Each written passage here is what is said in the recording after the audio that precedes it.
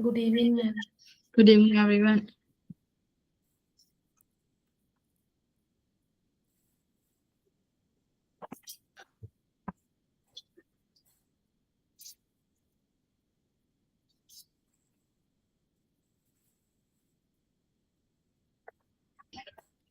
आज geometrical optics शुरू करेंगे, ठीक है। प्लानर तो तुम लोगों ने देख लिया होगा ना, टीचर्स ने तुम्हें प्लानर शायद दिखा दिया होगा कि क्या कैसे चलेगा, ठीक है। ज्योमेट्रिकल ऑप्टिक्स के लिए मैंने 2 दिन रखे हैं। अगर 2 दिन में कंप्लीट नहीं होता है तो एक दिन हम एक्स्ट्रा रख लेंगे, ठीक है। जहां तक मुझे लग रहा है 2 दिन में डिफिकल्ट है कराना। अगर कुछ टॉपिक बच जाएंगे तो we will take one another day ना, एक और एक्स्ट्रा दिन में ले लेंगे, मे बी ऑन थर्सडे और कभी भी। थर्सडे को क्लासेस नहीं है ना तुम्हारी, पता है ना?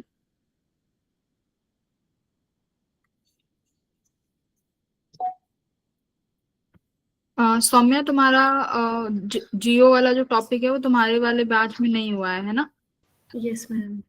स्कूल में हुआ होगा थोड़ा बहुत, यस मैम। कुछ तो पता होगा ना उसके बारे में। हाँ, तो कोशिश करना कि समझ में आ जाए। वैसे ये वन टाइप रहेंगे, ठीक है, मतलब क्रैश कोर्स रहेगा तो ज्यादा डिटेल में मैं नहीं जाऊंगी।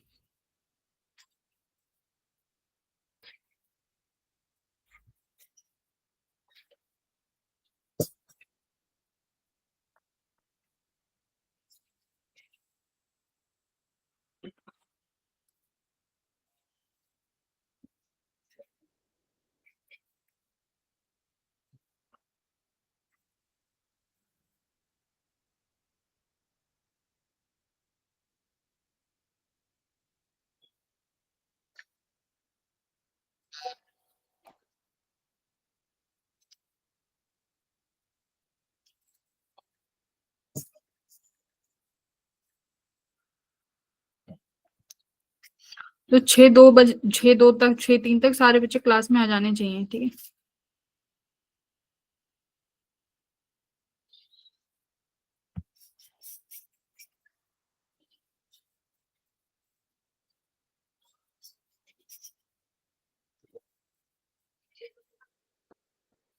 अनुज तो नहीं आ रहा है इसमें, अनुज तो मुझे क्लास में नहीं दिखता।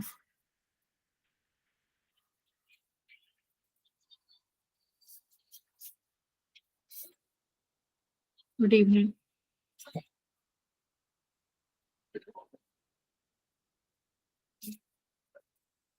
आंचल, क्लास क्लास ज्वाइन करो। कैसे?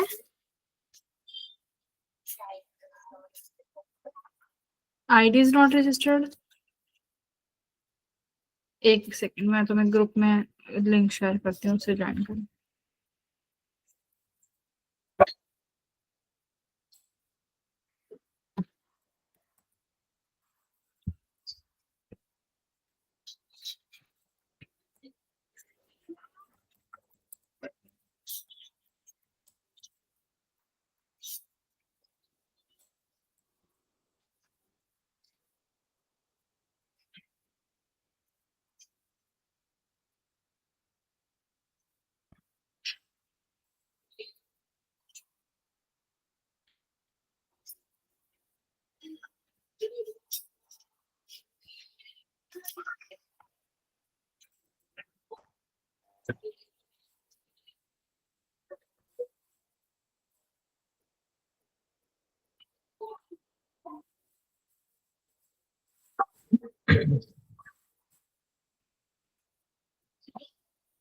ओके,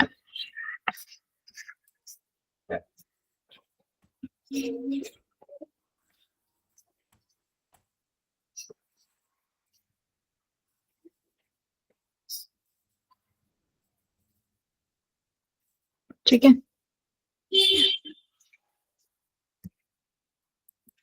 क्लास शुरू करते हैं। थ्योरी कम रहेगी, मतलब सारे जितने भी कॉन्सेप्ट हैं सब न्यूमेरिकल्स के थ्रू ही करेंगे। ज्यादा डिफिकल्ट न्यूमेरिकल्स नहीं लिए हैं, ठीक है, बट वो हैं जो तुम्हारे कॉन्सेप्ट को क्लियर करेंगे, ठीक है। तो जब भी हम स्टार्ट करते हैं अपने चैप्टर को, हम रिफ्लेक्शन से शुरू करते हैं ना। तो रिफ्लेक्शन के हमारे पास लॉज होते हैं, है ना। दो लॉज हम पढ़ते हैं, जिसमें सबसे पहला हमारा लॉ होता है कि angle i must be equals to किसके होना चाहिए, एंगल आर के। हाँ, एंगल आई जो है एंगल आर के बराबर होना चाहिए।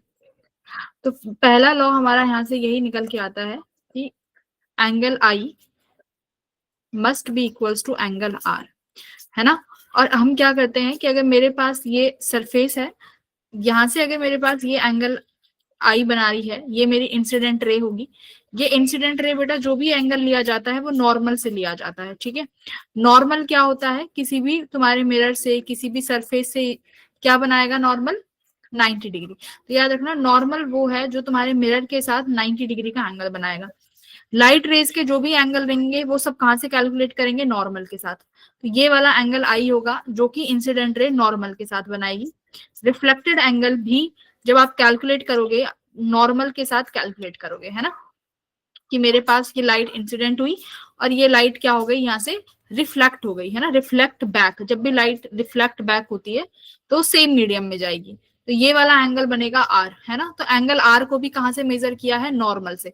तो नॉर्मल वो रेफरेंस है जहां से सारे एंगल्स को मेजर करा जाएगा, आई का और आर का। तो पहला लॉ होता है, first law, angle i equals to angle r. Second क्या होता है, all should be lie in same plane, ठीक है। All should be lie in same plane. तो इसके अकॉर्डिंग तुम्हारे स्क्रीन पे जो क्वेश्चन है उसका आंसर बताओ। अगर एंगल आई एंगल आर के 60 बराबर है डिग्री। तो बेटा ये वाला एंगल 60 बनेगा। तो एंगल आर भी कितना हो जाएगा, एंगल आर भी मेरा यहाँ से 60 डिग्री, ठीक है। यही हमारा लॉ ऑफ रिफ्लेक्शन होता है। सेकंड क्वेश्चन देखो, सेकंड क्वेश्चन क्या कह रहा है, एक plane mirror makes an angle 30 degree with the horizontal. यानी मेरे पास कोई एक मिरर होगा जो कि हॉरिजॉन्टल के साथ 30 डिग्री बना रहा होगा, है ना। ये हॉरिजॉन्टल सरफेस है और मेरे पास ये मिरर M1 है। अब ये कह रहा है कि एक वर्टिकली रे आती है और मिरर को स्ट्राइक करती है ना। एक वर्टिकली रे मतलब इस तरीके से कोई वर्टिकल रे आई और उसने मिरर को स्ट्राइक किया, ठीक है। अब क्या कह रहा है कि एंगल बताओ जो ये रिफ्लेक्टेड रे मिरर के साथ बनाएगी। तो बेटा ये तो एंगल आई हुआ, मतलब ये तो मेरी इंसिडेंट रे हुई। अब रे इस मिरर से टकराने के बाद क्या करेगी, रिफ्लेक्ट करेगी। तो कुछ इस तरीके से रिफ्लेक्ट बैक हो जाएगी, करेक्ट। आई और आर के बीच में क्या बनता है, नॉर्मल, ठीक है। तो यानी ये मेरा नॉर्मल हुआ, डन। ये हमारा नॉर्मल हो जाएगा। तो क्या ये लाइन अगर मिरर के परपेंडिकुलर आई है तो मैं इसको थोड़ा सा अगर आगे सब्सटेंड करूं तो ये मेरा एंगल 90 डिग्री का बनेगा। If this is 90, this is 30, ये वाला एंगल कितना हुआ बेटा, 60 डिग्री। 60 डिग्री। 60 डिग्री। अब देखो नॉर्मल से और मिरर के बीच का जो एंगल होना चाहिए वो कितना होना चाहिए, 90 डिग्री, है ना। नॉर्मल और मिरर के बीच का एंगल 90 डिग्री होना चाहिए। तो ये वाला मिरर का सरफेस है, ये नॉर्मल, तो ये वाला एंगल कितना बनेगा, 30।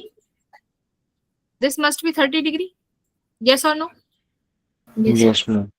अगर ये एंगल 60 है तो ये एंगल कितना हो जाएगा, ये वाला एंगल, मान लो ये वाला एंगल कितना हुआ, ये एंगल आई होगा तो ये वाला भी एंगल आई होगा क्योंकि रिफ्लेक्टेड वाले एंगल है। थीटा थीटा मान लो, सेम सेम एंगल बनेंगे।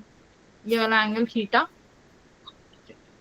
ये भी एंगल सेम हो जाएगा थीटा, क्योंकि नॉर्मल से हमारे एंगल आई और एंगल आर बराबर होंगे। तो मुझे बेटा ये वाला एंगल निकालना है जो रिफ्लेक्टेड रे इस नॉर्मल सरफेस के साथ बना रही है। देखो ये थीटा 1, ये थीटा 1 कैसे निकालोगे, 30 degree. Ma'am 90 minus theta 1 theta. हाँ कैसे, नहीं ये पूरा 90 बनेगा ना, नॉर्मल के साथ ये पूरा 90 बनाना। This angle is total 90, normal का इस मिरर के साथ ये पूरा एंगल 90 बनेगा ना। 90 में से थीटा घटाओगे तो थीटा 1 है, ठीक है। बट थीटा भी तो पता होना चाहिए, थीटा हमें पता नहीं है, करेक्ट। तो फाइंड करो क्या एंगल निकलेगा। 30 ऑप्शन में नहीं है सौम्या। Ma'am 60 degree. हाँ, कितना एंगल निकले, कितना एंगल निकल के आएगा, 60 डिग्री, है ना। अगर मेरे पास ये एंगल 60 डिग्री है ना, मुझे ये वाला एंगल चाहिए होगा थीटा 1, तो कितना निकल के आएगा ये, हाँ। इतनी लेट कौन आया है, सिद्धांत। सिद्धार्थ सिद्धार्थ आप कौन से बैच से हो?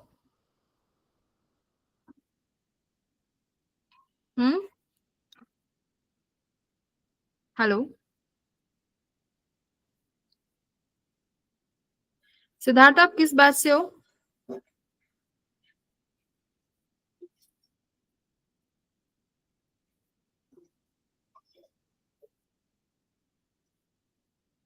हेलो,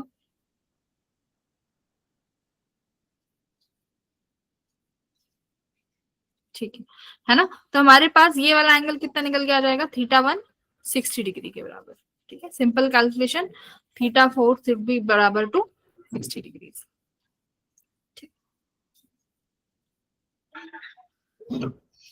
फिर हम डिस्कस करते हैं क्या, रियल एंड वर्चुअल इमेजेस और ऑब्जेक्ट, है ना? कि मेरे पास सॉरी, पहले डिस्कस करते हैं कि ऑब्जेक्ट क्या होता है और इमेज क्या होती है ना? ऑब्जेक्ट और इमेज क्या होता है। देखो, ऑब्जेक्ट कब बनेगा बेटा? ऑब्जेक्ट कब बनता है? जब मेरी इंसिडेंट रेज क्या करती हैं? इंसिडेंट रेज मीट करते हैं। कन्वर्ज करती हैं, हाँ कन्वर्ज करती हैं या मीट करती हैं। जब मेरी इंसिडेंट रेज कन्वर्ज करेंगी तो मेरे पास ऑब्जेक्ट का फॉर्मेशन होगा। अगर वो रियल में कन्वर्ज करेंगी, अगर रियल कन्वर्ज हुआ तो, अगर रियल कन्वर्ज होती हुई दिखाई दे रही है तो कैसा ऑब्जेक्ट? Real object. अगर एपियर टू कन्वर्ज मतलब वर्चुअल। हाँ, है ना? अगर एपियर टू कन्वर्ज है तो यहां से हमारा वो ऑब्जेक्ट क्या हो जाएगा? Virtual object. ठीक है, तो ये डेफिनेशन होती है ऑब्जेक्ट की। इमेज की डेफिनेशन क्या है? इमेज की डेफिनेशन है, अगर इमेज बनानी है तो कौन सी लाइट रेज को कन्वर्ज कराओ? रिफ्लेक्टेड, है ना? जो रिफ्लेक्टेड रेज मीटअप होंगी तो क्या बनेगा? इमेज बनेगी, हाँ या ना? रिफ्लेक्टेड रेज से इमेज बनेगी। अगर रियल में मीट कर गई तो कैसी इमेज? रियल रेज मीट करेंगी तो क्या बनेगा? Virtual image. हाँ, मैम रियल रियल में रेज मीट करती हुई दिखाई दे रही हैं तो हमारी रियल इमेज बनेगी ना बेटा? रियल रेज में मीटअप हो गया तो कैसी रेज बनेगी? कैसी इमेज बनेगी? रियल इमेज, है ना? सेकंड, अगर एपियर टू कन्वर्ज दिखाई देंगी तो एपियर टू कन्वर्ज कैसी इमेज बनेगी? वर्चुअल। वर्चुअल। Virtual image. अब तुम्हारे स्क्रीन पर जो क्वेश्चन है मुझे उसमें बताओ, क्या यहाँ पर जो ऑब्जेक्ट बनेगा वो कैसा ऑब्जेक्ट बनेगा? जो ऑब्जेक्ट यहाँ पर बनेगा वो कैसा ऑब्जेक्ट बनेगा? Ma'am virtual. वर्चुअल मैम बनेगा। वर्चुअल। वर्चुअल। है ना? पर हमारा कौन सा कैसा इमेज बनेगा? इमेज नहीं, क्या पूछा है? ऑब्जेक्ट है ना? तो nature of object should B virtual, correct? क्योंकि कहाँ मीट करता हुआ दिखाई देगा? इधर की तरफ, है ना? रियल मीट नहीं होगा, यहाँ पर मीट करती हुई रेज हमें दिखाई दे रही है, यानी नेचर ऑफ ऑब्जेक्ट कैसा है? वर्चुअल। ठीक है, इसमें बताइए यहाँ पर क्या होगा? ऑब्जेक्ट और इमेज कैसी है? रियल। है ना? Great, good. ऑब्जेक्ट भी मिल गया और इमेज में भी रियल में मीट हुआ है, तो यानी बोथ क्या है? बोथ रियल है, यानी ऑप्शन 1 बोथ रियल। इसमें बताइए,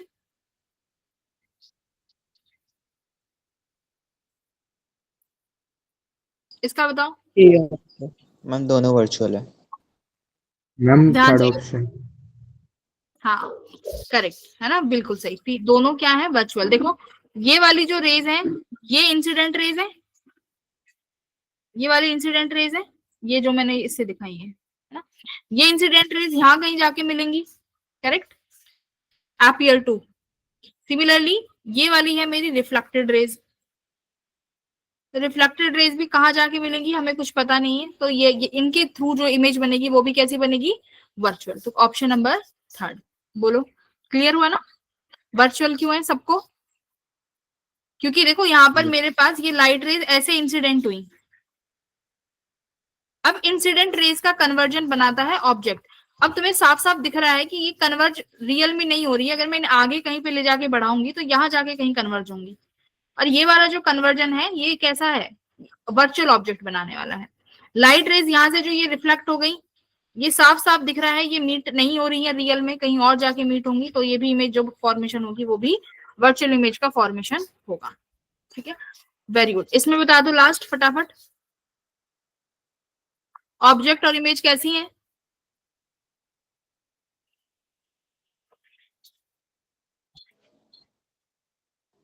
ma'am real object ma'am virtual real object real image.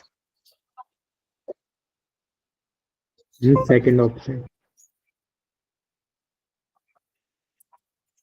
आंचल आपको अभी भी परेशानी हो रही है क्या?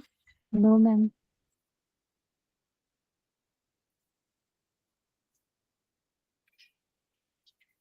अनुज ये टाइम है तुम्हारा आने का क्लास में, कल से एंट्री नहीं मिलेगी, टाइम से आना।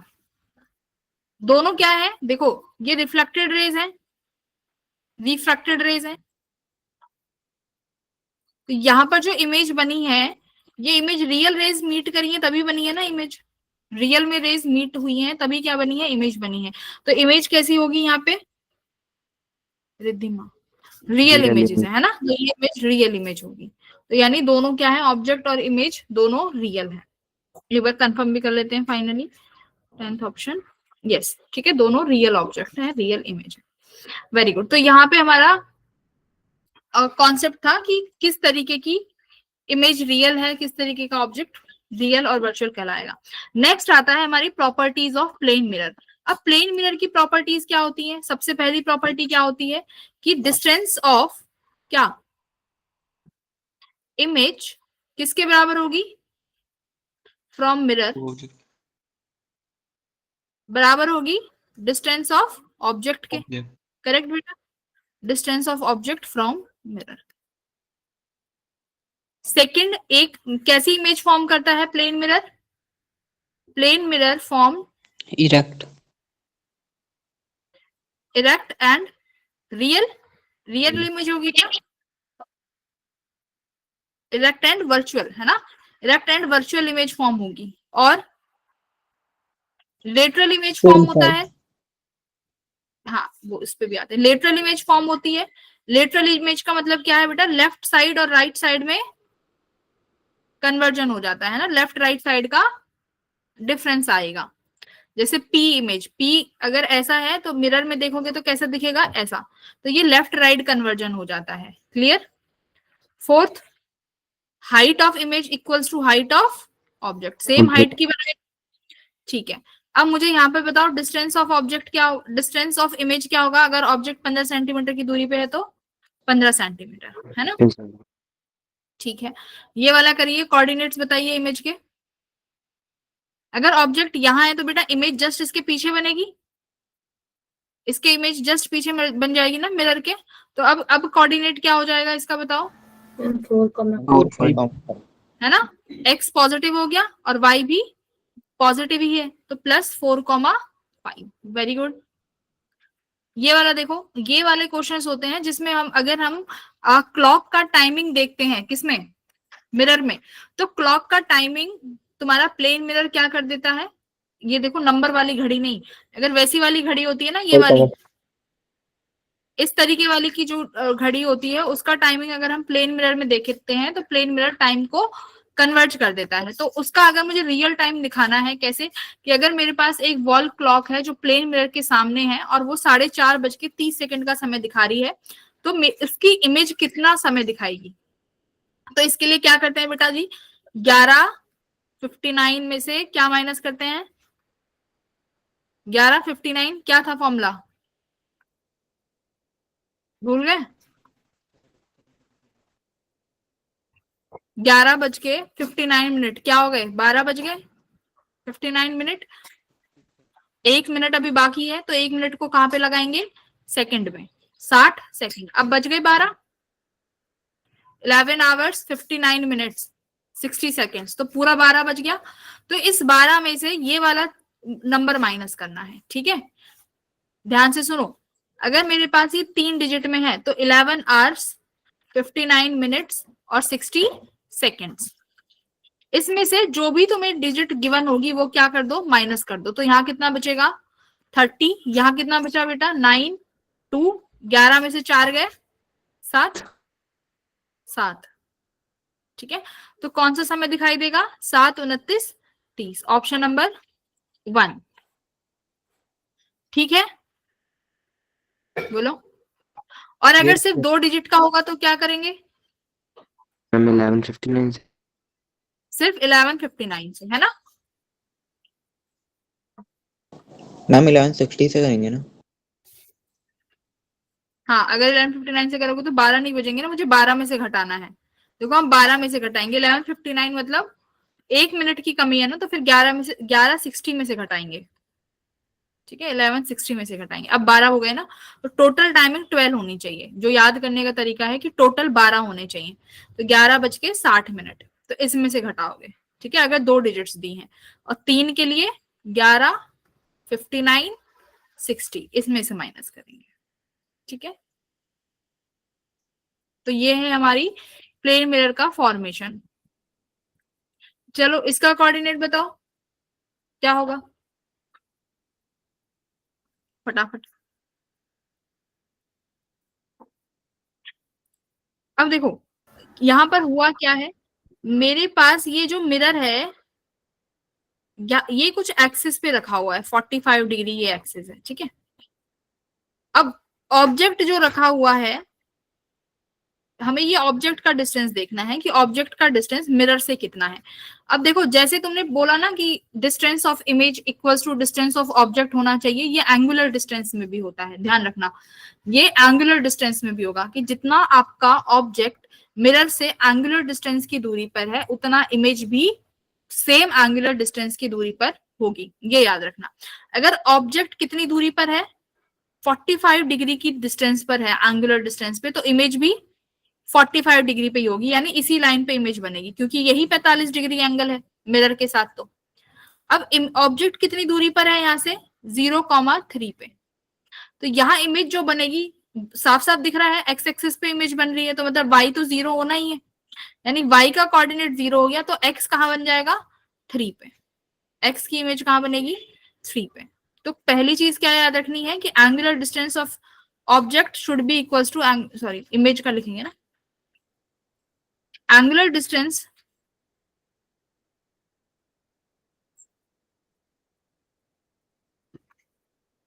थीटा ऑब्जेक्ट, है ना। तो जितना इमेज का एंगुलर डिस्टेंस होगा, कितना होगा, जितना ऑब्जेक्ट का है। तो कितना हो जाएगा भाई, 45 डिग्री। दोबारा समझाना। हम्म, क्या कह रहे हो? दोबारा समझाना एक बार। हाँ, इसमें देखो क्या है, इसमें कॉन्सेप्ट जो यूज हुआ है, ये कॉन्सेप्ट यूज हुआ है, distance of image equals to distance of object, कहां से, मिरर से। करेक्ट, तो ये डिस्टेंस हमेशा लीनियर नहीं होगी, एंगुलर डिस्टेंस में भी यही कॉन्सेप्ट लगेगा। Angular distance of image with respect to mirror should be equals to angular distance of object with respect to mirror. इस वाले क्वेश्चन में ये मिरर था, इस मिरर से जो ऑब्जेक्ट की एंगुलर डिस्टेंस है वो कितना है, खुद बताओ। यहां पर मेरा मिरर है, ये मेरा ऑब्जेक्ट है, ये मिरर, कितनी दूरी है ये, 45 डिग्री। तो इसका मतलब अब जो इमेज यहां से बनेगी वो भी कितनी दूरी पर ही बनेगी, 45 डिग्री की दूरी पर ही बनेगी। तो 45 डिग्री की दूरी मतलब ये पूरी एक्स एक्सिस आ गई ना, ये हमारी एक्स एक्सिस आ गई। अब ऑब्जेक्ट, Yes, हाँ, अब इमेज कहाँ बनेगी, अब बात है इमेज की। तो ये अगर कोऑर्डिनेट, ये डिस्टेंस 3 सेंटीमीटर था, तो यहां से भी ये कितना होगा, 3 की दूरी पर होगा। ठीक है, तो यहाँ 3 सेंटीमीटर है, तो y का कोऑर्डिनेट अपने आप 0 हो जाएगा। क्लियर। एक और क्वेश्चन है, उसे एक बार ट्राई करो। दो चीज याद रखनी है, एक तो एंगुलर डिस्टेंस बराबर होगी और लीनियर डिस्टेंस बराबर होगी, है ना। तो यहां से देखो लीनियर डिस्टेंस कैसे निकाली, इस मिरर से ये जो डिस्टेंस थी ये लीनियर डिस्टेंस थी, तो ये 3 सेंटीमीटर है। तो अगर इस एक्सिस पे इमेज बनेगी तो वो भी इस मिरर से लीनियर डिस्टेंस 3 सेंटीमीटर बराबर ही बनेगी। ठीक है, लेट्स ट्राई दिस क्वेश्चन। ये तो खैर कर लिया शायद हमने, नहीं नहीं ये दूसरा है, ये वाला करो।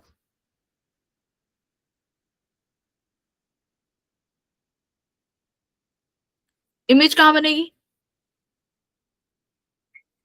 क्लास ज्वाइन कर लेती हूँ तुम्हारी।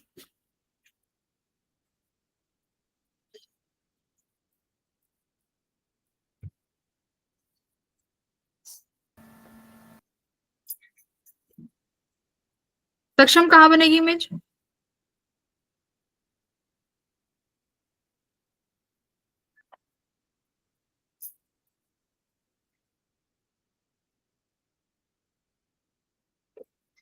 B B B B option, Aryan ने ए बोला है।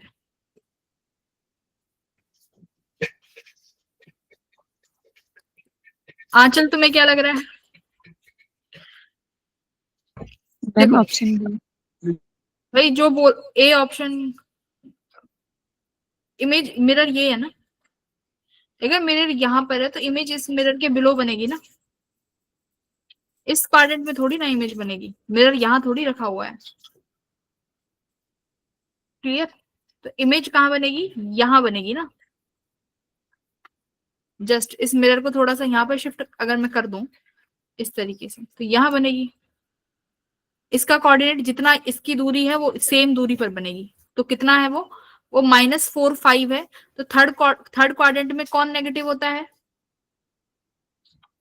एक्स नेगेटिव और वाई भी। तो which option is correct? Option number B. आयरन ए कैसे बना दिया भाई? सेकंड क्वाड्रेंट में इमेज बना दी। मिरर देखो, मिरर की पोजीशन कहाँ है? Very good Aadarsh, very good Saksham, great. Ma'am yes ma'am mirror तो फर्स्ट क्वाड्रेंट में है तो हम उसे एक्सटेंड कर सकते हैं मैम? हाँ हाँ कर सकते। Okay ma'am. ट्राई दिस, ये वाला ट्राई। अगर ये कर दिया तो मतलब तुम सीख गए फिर।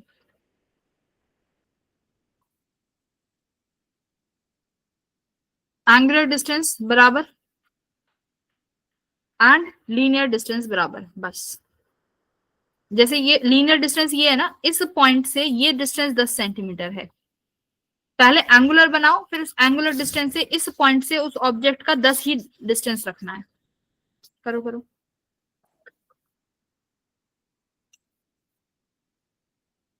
फटाफट कर दो, आसान है।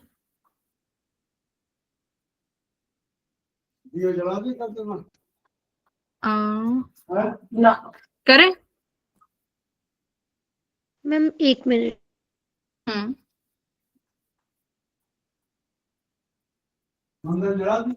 करिए।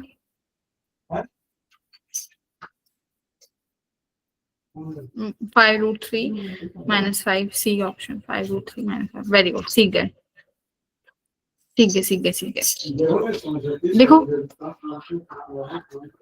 मैं इसको थोड़ा सा एक्स वाई एक्सिस कोऑर्डिनेट को ढंग से बना लेती हूँ। ये एंगल 30 डिग्री होगा, तो इसका मतलब एक्स एक्सिस पर इमेज नहीं बनेगी। ध्यान से देखो सारे जने, एक्स एक्सिस पर इमेज नहीं बनेगी। क्यों? क्योंकि एंगुलर डिस्टेंस सेटिस्फाई नहीं हो रहा ना, एंगुलर डिस्टेंस भी 60 डिग्री होना चाहिए। तो इसका मतलब मुझे 30 डिग्री का एंगल और बनाना पड़ेगा यहाँ पर। अब ठीक है, अब ऑब्जेक्ट भी मिरर से 60 डिग्री की दूरी पर है और जहां पर मैं इमेज बनाने जा रही हूँ वो भी 60 डिग्री पर हो रहा है, यानी इस लाइन पर कहीं इमेज बनेगी। ये लो, इस लाइन पर इमेज बन गई। तो एंगुलर डिस्टेंस हमने वेरीफाई कर दिया 60 डिग्री का। अब लीनियर डिस्टेंस देखो, इस पॉइंट से ये वाली डिस्टेंस भी कितनी होनी चाहिए बेटा? ये भी 10 सेंटीमीटर ही होगा। करेक्ट? तो 10 सेंटीमीटर है तो मैं इसके एक्स वाई कोऑर्डिनेट आराम से निकाल सकती हूँ, है ना। एक्स वाला क्या हो जाएगा? 10 cos 30 और वाई वाला क्या हो जाएगा? 10 sin 30। आई थिंक यही किया होगा। और लेकिन सेकंड क्वाड्रेंट है तो सेकंड क्वाड्रेंट में कौन नेगेटिव रहेगा?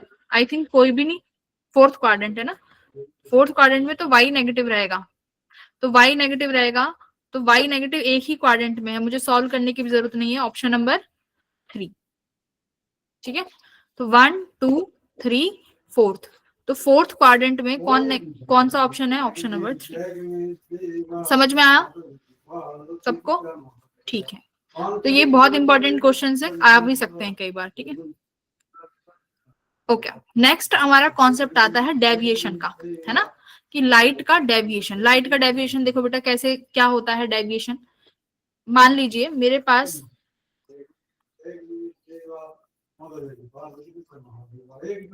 अगर मेरे पास ये कोई सरफेस है, यहाँ पर ये लाइट इंसिडेंट हुई आई, ठीक है। लाइट रिफ्लेक्ट भी होगी, आर से रिफ्लेक्ट हो गई। मेरे पास यहाँ पर ये एंगल आई होगा और ये एंगल आर होगा, ठीक है। अब एक बार ये देखो कि इंसिडेंट रे अगर रिफ्लेक्ट नहीं होती तो उसका रियल पाथ ये होता, कुछ ये होता, कुछ रियल पाथ, है ना। तो इस रे में और जो मेरी रिफ्लेक्टेड रे है इनमें कितना डेविएशन हुआ। अगर ये रिफ्लेक्ट नहीं होती, अगर ये लाइट सीधी चली जाती इंसिडेंट रे, तो जो डेविएशन होता, ये वाला डेविएशन होता, इसी को ही बोलते हैं क्या, डेविएशन एंगल।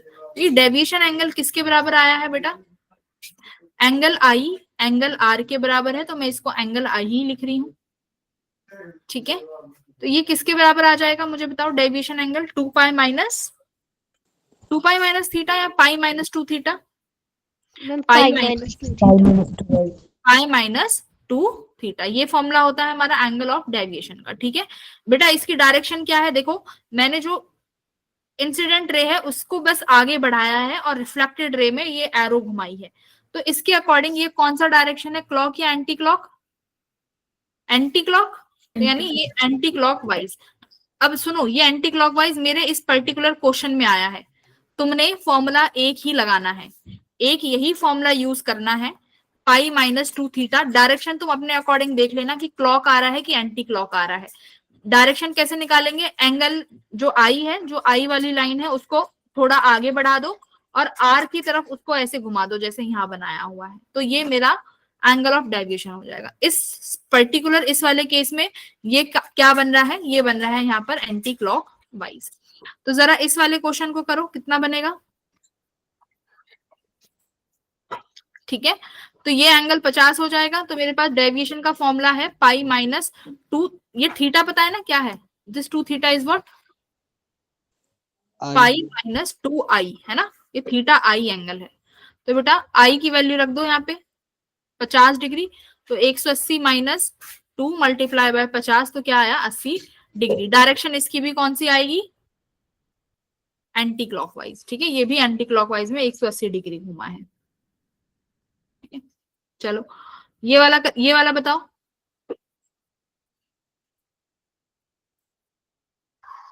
अब देखो फिर मेरे पास इसमें एक केस बनता है, सेकंड केस, कौन सा वाला, सेकंड केस, जिसमें हम क्या निकालते हैं, दो डेविएशन के बाद यानी दो रिफ्लेक्शंस के बाद क्या डेविएशन आया, कैसे, मतलब मान लो मेरे पास यहाँ पर क्या रखा हुआ है, देखो मेरे पास सपोज यहाँ दो मिरर रखे हुए हैं, मिरर 1 और ये मिरर 2, ठीक है, ये दो मिरर हैं, इसको थोड़ा आगे बढ़ा देते हैं, और ये मिरर 2।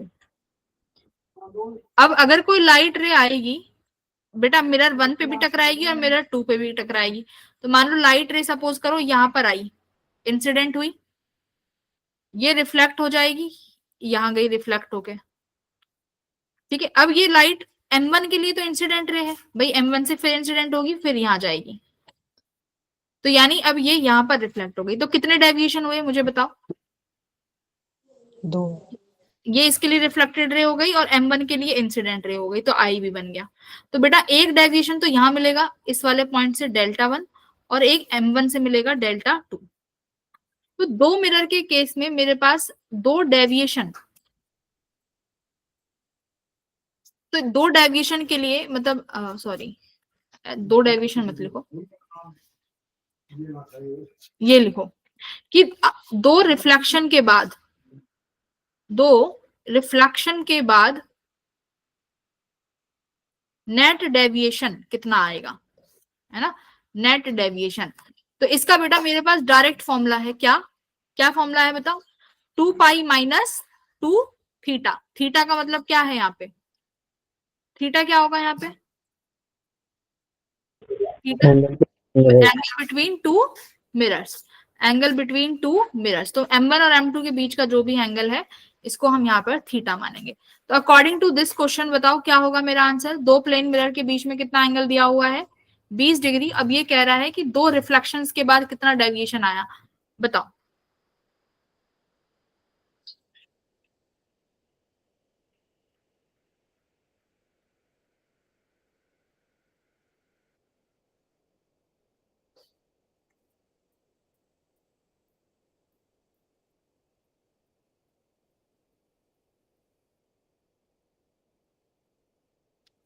तो 360, 2 पाई मतलब 360, 360 माइनस 2, थीटा क्या है यहाँ पे लिख भी देती हूँ, थीटा जो है angle between mirrors, angle between two mirrors. दो मिरर कितने हैं 20 डिग्री पे, तो 2 मल्टीप्लाई बाय 20, 360 में से कितना घटाया 40 डिग्री, कितना आंसर आ जाएगा 20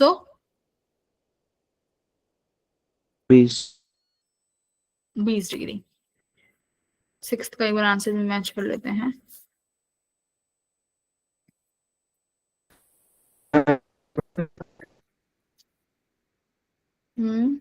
हाँ एक सेकेंड, कौन सा क्वेश्चन है ये? टू प्लेन मिरर्स प्लेस्ड, हाँ एक सेकेंड, बेटा ये परपेंडिकुलरली रखी है ना, एंगल परपेंडिकुलरली है। 20 डिग्री तो इंसिडेंट रे का एंगल है। थीटा मैंने क्या बोला, एंगल बिटवीन मिरर, तो मिरर का एंगल तो 90 डिग्री है ना, मिरर का एंगल तो 90 डिग्री है, तो यहाँ 90 रखोगे ना, 90 डिग्री, तो 90 माइनस 90 मल्टीप्लाइड टू 180, 360 में से एक घटाओ तो 180। Option number B. देखो बोला तो है मैंने, theta is the angle between two mirrors, तो दो मिरर्स परपेंडिकुलरली रखे हुए हैं। देखो क्वेश्चन नहीं पढ़ा ना, मिरर्स एंगल आई है 20 डिग्री, तो एंगल आई का कोई काम नहीं है। तो बस ये याद रखना कि ये फॉर्मूला 2 डेविएशन का ही बता सकता है। अगर तुमसे 3 का पूछें कि 3 रिफ्लेक्शंस के बाद बताओ, तो ये फॉर्मूला किसी काम का नहीं होगा, फिर तुम्हें मैन्युअली करना पड़ेगा। ठीक है, लेकिन तुम्हारे पेपर में मुझे नहीं लगता कि 3 का पूछेगा, 2 का पूछेगा, तो तुम्हें ये फॉर्मूला लगा देना है 2 पाई माइनस 2 थीटा। ठीक है, ये वाला करिए।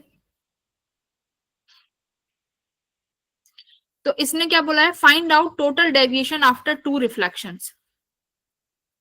2 plane mirror inclined each other at an angle 30 degree.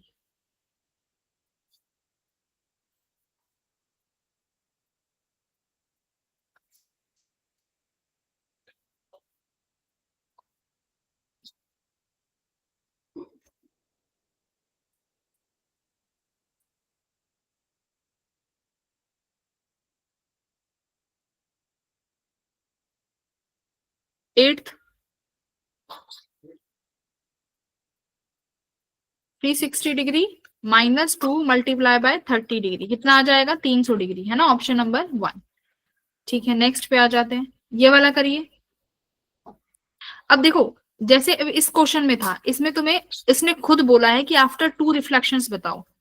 ठीक है, तो हमने 2 रिफ्लेक्शन का हमें फॉर्मूला पता है, ये हमने डेल्टा नेट का फॉर्मूला लगा दिया। अब ये वाला क्वेश्चन देखो, इसमें तुम्हें टोटल डेविएशन पूछा है, find out the total deviation. इसका मतलब यहाँ पर तुम ये डायरेक्ट फॉर्मूला नहीं लगा सकते, डायरेक्ट फॉर्मूला हम नहीं लगा सकते। अब मैन्युअली करेंगे, कैसे, ये इंसिडेंट लाइट हुई, लाइट इंसिडेंट होके रिफ्लेक्ट होगी, रिफ्लेक्ट होके इस वाले पे जाएगी, इस वाले मिरर पे, ये मेरा नॉर्मल होगा। बेटा ये एंगल कितना हुआ, ये 20 है तो ये 70, ये वाला भी 70 और ये वाला भी 20।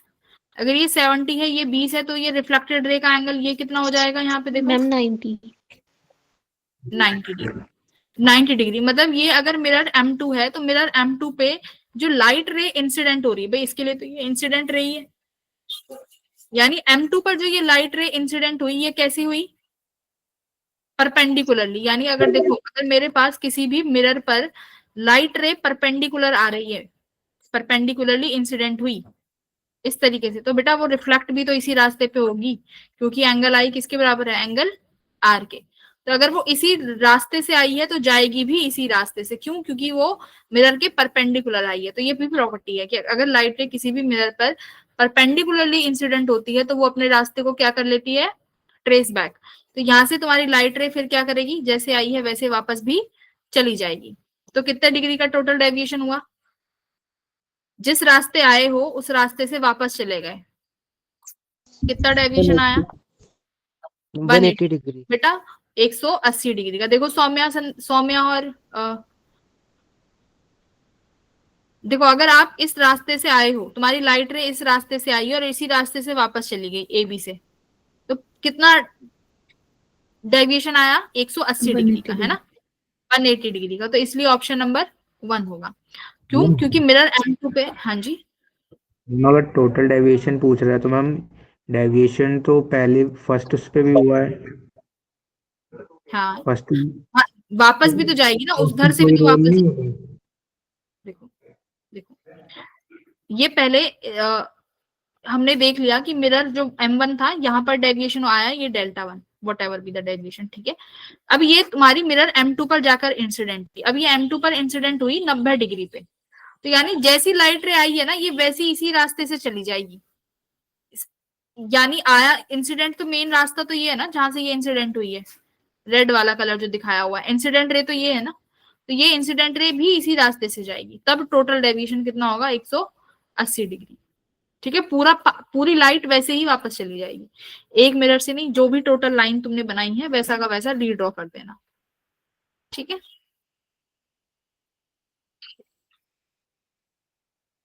बोलो। यस मैम ठीक। और अगर सिर्फ मान लो पहले पूछें कि पहला डेविएशन कितना होगा, तो पहला डेविएशन Δ1 किसके बराबर निकालोगे, 180 में से ये कितना है 20 डिग्री, तो कितना माइनस करोगे 40, है ना, तो कितना आया ये 140 डिग्री का। अगर सिर्फ Δ1 पूछें, टोटल डेविएशन कितना है 180 डिग्री का, ठीक है। तो ये चीज देख लेना, यहाँ पर वो फॉर्मूला मत लगाना 2 डेविएशन वाला, ये कहना चाह रही थी, ये 2 बार लिखा दिया। फिर आता है rotation of mirror. Rotation of mirror मतलब देखो, अगर मेरा ये मिरर है, डिराइव नहीं कराऊंगी, ये क्लास में पहले करा चुकी हूँ। अगर हमारे पास लाइट इंसिडेंट हुई और ये लाइट यहाँ से रिफ्लेक्ट हो जाएगी, मेरे पास ये नॉर्मल है। अब मैं क्या करती हूँ, इस मिरर M1 को किसी एंगल से रोटेट कर देती हूँ। मैंने इस मिरर M1 को बेटा यहाँ रोटेट कर दिया M1 डैश, ये कितना एंगल बना रहा है अपनी पुरानी वाली पोजीशन से, सपोज थीटा एंगल बना रहा है, ठीक है, अपनी पुरानी वाली पोजीशन से थीटा। मैंने किस सेंस में घुमाया है इसको, क्लॉक और anti clock, clockwise clockwise sense में घुमाया है, क्लॉकवाइज सेंस में। तो अब होगा क्या, अगर आप मिरर को थीटा से घुमाते हो तो तुम्हारा जो रिफ्लेक्टेड रे है, रिफ्लेक्टेड रे कितने से घूम जाती है, reflected ray will two times से rotate by 2 theta in same sense, ये याद रखना, सेम सेंस में घूम जाएगी। अब कंडीशन क्या है यहाँ पर, कंडीशन ये है कि incident ray will be, incident ray को क्या किया गया है, विल बी कीप्ड सेम, है ना, उसकी पोजीशन में कोई चेंज नहीं करा जाएगा। इसको हम क्या कर देते हैं, विल बी फिक्स्ड, इसको फिक्स कर दिया, किसको, इंसिडेंट रे को। अगर इंसिडेंट रे फिक्स कर दी और मिरर M1 को किसी एंगल थीटा से घुमाया है, तो रिफ्लेक्टेड रे भी 2 थीटा से घूम जाएगी, डायरेक्शन सेम रहेगी, इन द सेम सेंस, ठीक है। सिमिलरली ये तुम्हारा हुआ था थीटा, है ना, ये तो एंगुलर रोटेशन हुई। दूसरा इसका, अगर मैं एंगुलर एक्सेलरेशन या एंगुलर वेलोसिटी की बात करूं, तो सेम केस वेलोसिटी के लिए भी रहेगा। अगर मान लो तुमने अपने मिरर को किसी वेलोसिटी से घुमाना शुरू कर दिया ओमेगा से, तो तुम्हारी जो रिफ्लेक्टेड रे है वो भी ट्वाइस ऑफ ओमेगा m से घूमना शुरू कर देगी। एक्सेलरेशन के लिए भी सेम हो जाएगा, अगर आपने मिरर को किसी एंगुलर एक्सेलरेशन से घुमाना शुरू कर दिया तो रिफ्लेक्टेड रे की जो एक्सेलरेशन है वो मिरर के एक्सेलरेशन के ट्वाइस हो जाएगी। तो सारे जो चेंजेस हैं थीटा में, ओमेगा में और एंगुलर एक्सेलरेशन में, भाई जब रोटेशन होती है तो 3 ही चीज तो आती हैं, क्या, एंगुलर डिस्प्लेसमेंट, एंगुलर वेलोसिटी और एंगुलर एक्सीलरेशन, करेक्ट बेटा जी। तो तीनों चीजें किस में घूमेंगी, सबका रिलेशन क्या है, ट्वाइस है, किसके केस में, with respect to mirror. Clear हुआ, इसका ये बनता है केस 1। सेकंड केस क्या होता है, किसी को याद है इसका सेकंड केस, यहाँ पे थीटा क्या कह रहे हो गौरव, थीटा वो रोटेटिव मिरर और एक पहले वाले भी मिरर, उन दोनों के बीच का एंगल है। यस, कि आपने जो नया मिरर घुमाया है वो पुराने मिरर से कितना एंगल बना रहा है, ठीक है, कितना डिग्री रोटेट किया है, ओके, हाँ, पुराने मिरर से एंगल है। सेकंड केस क्या होता था, अगर मिरर को फिक्स कर दें, सेकंड केस क्या होता था, इफ मिरर इज फिक्स्ड, अब की बार मिरर को फिक्स कर दिया है और किसको रोटेट करेंगे, इंसिडेंट रे। पहले वाले में इंसिडेंट रे फिक्स थी, if mirror is fixed incident ray rotate by theta. तो अब क्या होगा रिफ्लेक्टेड रे का, reflected ray also rotates by theta, but इसमें डायरेक्शन क्या हो जाएगी इन ऑपोजिट सेंस, है ना, उल्टे डायरेक्शन में घूमेगी, अपोजिट सेंस में। अगर इसको क्लॉकवाइज घुमाया है तो ये कैसे घूमेगी रिफ्लेक्टेड रे, एंटी क्लॉकवाइज। यहां पर सेंस अलग हो जाएंगी लेकिन थीटा क्या रहेगा, सेम रहेगा। क्लियर हुआ? ये दो चीज यहाँ पे याद रखनी है। ये लो हाईलाइट भी कर देती, मेरी शब्दों पे ध्यान दो। अगर मिरर को फिक्स रखा है, इंसिडेंट रे को घुमा रहे हैं, तो रिफ्लेक्टेड भी घूमेगी, उतने ही एंगल से घूमेगी, बट उसका जो सेंस है वो क्या हो जाएगा, अपोजिट सेंस का हो जाएगा। चलो ये क्वेश्चन ट्राई करो फटाफट। दो पहला कह रहा है if both mirror and incident ray are rotated by 10 degree clockwise. देखो मिरर को भी घुमाया और इंसिडेंट रे को भी घुमाया 10 डिग्री क्लॉकवाइज, तो कह रहा है रिफ्लेक्टेड रे कितने से घूम जाएगी। तो अगर इन मिरर पहले सिमिलरली मिरर का कर लो, अगर मिरर को घुमाया तो 20 डिग्री से घूम गई क्लॉकवाइज। अरे जा आंसर निकालो इसका।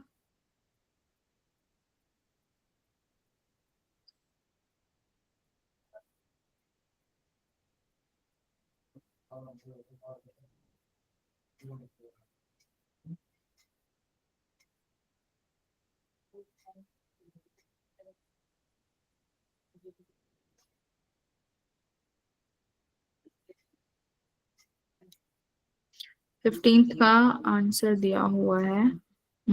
ठीक है, मुझे आंसर मिल गया, तुम देखो।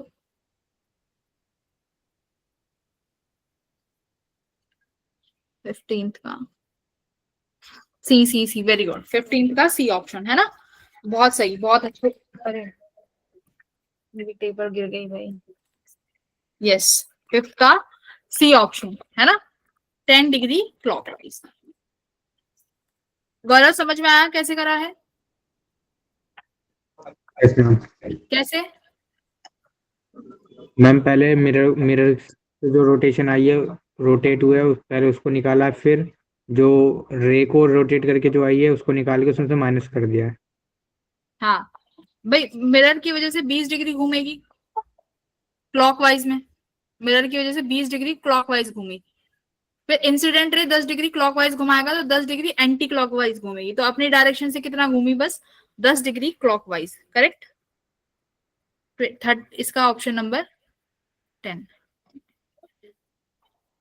सिमरन ने सेकंड का बताओ। Ma'am first option. हाँ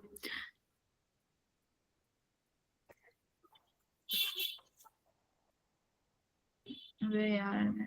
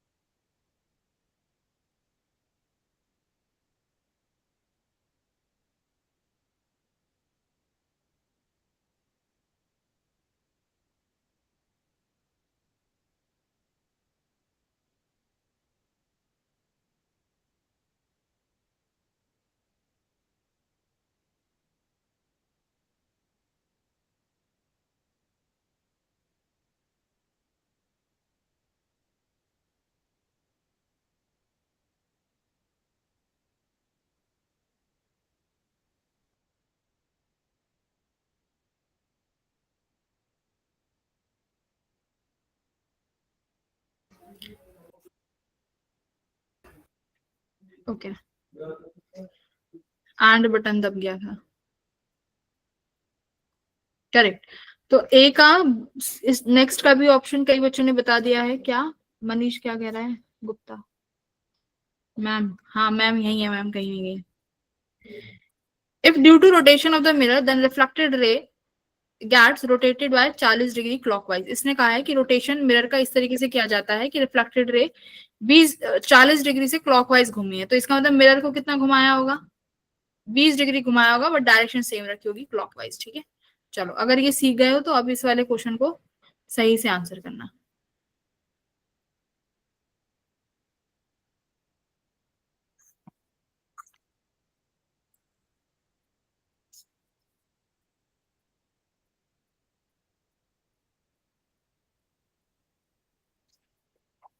A mirror is inclined at an angle 40 degree from the vertical. The light ray incident horizontally. अगर मुझे रिफ्लेक्टेड रे को वर्टिकल करना है तो मिरर कितने डिग्री से घुमाऊं?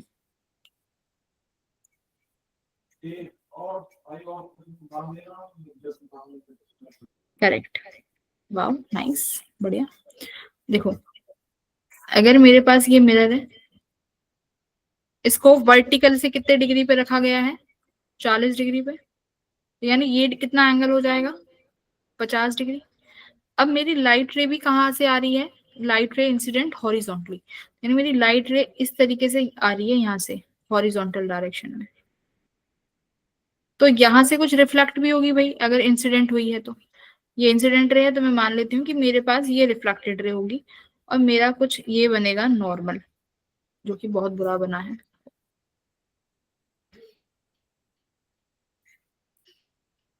ठीक है, बन गया। ठीक है, अगर ये मेरा नॉर्मल है तो बेटा अब मैंने क्या बोला है, नॉर्मल और मिरर की सरफेस आपस में कितना डिग्री एंगल बनाते हैं?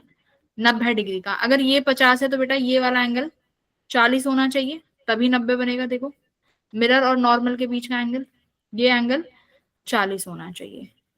ठीक है, अब रिफ्लेक्टेड मिरर को इस वर्टिकल के क्या करना है? वर्टिकल से रिफ्लेक्ट करना है, यानी ये पूरा 90 डिग्री से जाना चाहिए। तो ये एंगल कितना हुआ मुझे बताओ?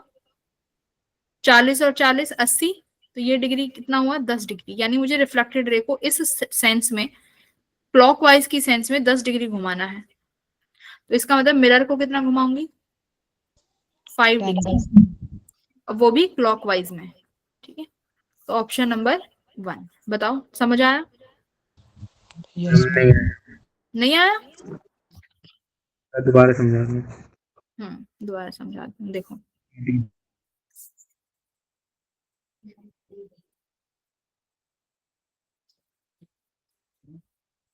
क्लास के क्वेश्चंस को ही री अटेम्प्ट करके देख लेना और उसके बाद बस एक 2024 का पेपर लगा लेना, मोर देन इनफ रहेगा। ठीक है, ये तो अभी हम बेसिक बेसिक ही कर रहे हैं, आगे टॉपिक्स बढ़ेंगे तो उनका लेवल भी सही हो जाएगा। अबे मिट जाए यार, हर टॉपिक कवर हो जाएगा तुम लोगों का। देखो मेरे पास एक मिरर था, ठीक है, ये मिरर वर्टिकल के साथ 40 डिग्री एंगल बना रहा है। 40 डिग्री ये मिरर है। जो लाइट इंसिडेंट हुई है वो हॉरिजॉन्टली हुई है, तो यानी ये इंसिडेंट लाइट है बेटा। इस इंसिडेंट लाइट ने 50 डिग्री का यहाँ पर ये एंगल बनाया होगा, 50 डिग्री। ये इंसिडेंट लाइट रिफ्लेक्ट हुई होगी किसी एंगल से। ठीक है, मुझे नहीं पता ये एंगल कितना है, बट हम ज्योमेट्री जानते हैं। ये मेरा कहीं नॉर्मल बनेगा, ये मिरर और ये नॉर्मल कितने डिग्री बनाएंगे गौरव? 90 डिग्री। तो ये पूरा टोटल एंगल कितने का होना चाहिए? 90 का ना, मिरर और नॉर्मल का। कितना बना यहाँ पर? 40 डिग्री बच गया क्योंकि 50 वो है, तो ये भी कितना हुआ?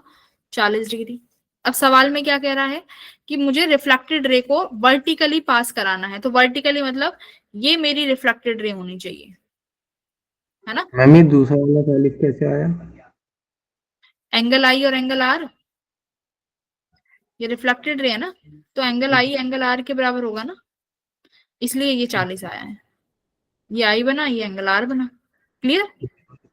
हाँ, तो ये वाला एंगल कितना बना? देख ये वर्टिकल है और ये हॉरिजॉन्टल है, तो वर्टिकल और हॉरिजॉन्टल के बीच में तो 90 डिग्री होगा, तो यानी ये वाला एंगल 10 डिग्री हुआ ना।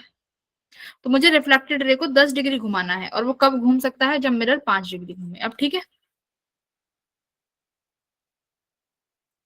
Yes ma'am.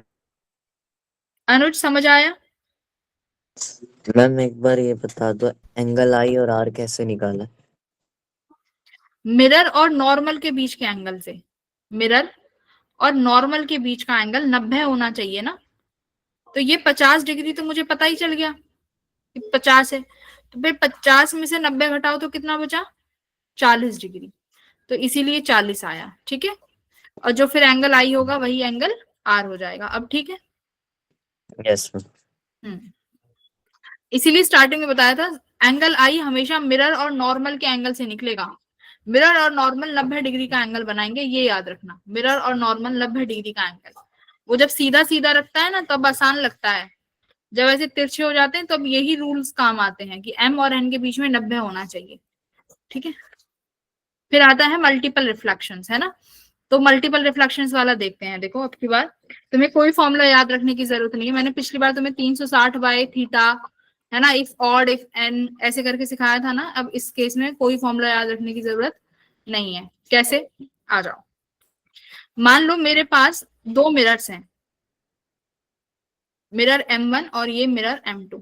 बेटा यहां मेरा ऑब्जेक्ट रखा हुआ है, ठीक है।